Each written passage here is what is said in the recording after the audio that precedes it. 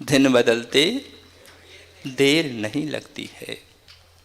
इसलिए मनुष्यों, अपने जीवन में कितनी भी ऊंचाइयों को प्राप्त करो, परंतु ये सूत्र याद रखना कि दिन बदलते देर नहीं लगती है। क्योंकि जो बालक अपनी माता पिता के साथ कितनी वात्सल्य के साथ घर में रहता है, और जैसे ही वह युवा होता है, उसकी शादी होती है, उसके बच्चे होते हैं, तो उसी माँ को लात मार कर के घर के बाहर कर देता है। दिन बदलते, एक दोने को एक युवा बाजार में जाता है, 100 का नोट देता है, उसमें जलेबी कचौड़ी रख कर के हाथ में रखता है। वह दोना ये न सोच ले कि मेरा कितना सम्मान चल रहा है। दोने का सम्मान कब तक गुन्नू भैया? जब तक उसमें कचौड़ी रखी हुई है, जब तक उसमें मिष्ठान रखा हुआ है। जैसे ही उसने मिष्ठान को खाया और दोना सड़क पर फेंका। दोने का सम्मान कब तक है?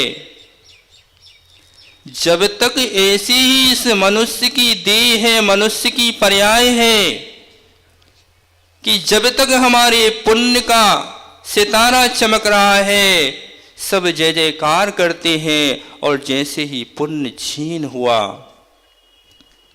तो वे ही लोग किनारे कर दिया करते हैं। जब जीव की भवितव्यता निकट आती है, तो जिसके नाम पर हम दीपोत्सव मनाने जा रहे हैं, वह जीव कभी सिंह की पर्याय में एक हिरण को पकड़ करके उसका पेट चीर करके मांस को खाने वाला था, परंतु जिस जीव की भवितव्यता निकट आती है, तो उसके पास चल कर के निर्घंत योगी स्वयं चले आते हैं। जंगल के अंदर एक श्रोता और 2 दिगंबर मुनिराज उस सिंह को संबोधने के लिए पहुंच गए, क्योंकि भवितव्यता निकट आ चुकी थी। और जब पाप का उदय आता है, जब पाप का उदय आता है, तो यह जीव निर्घंत योगीश्वर के चरणों को छोड़ करके दूर भाग जाता है।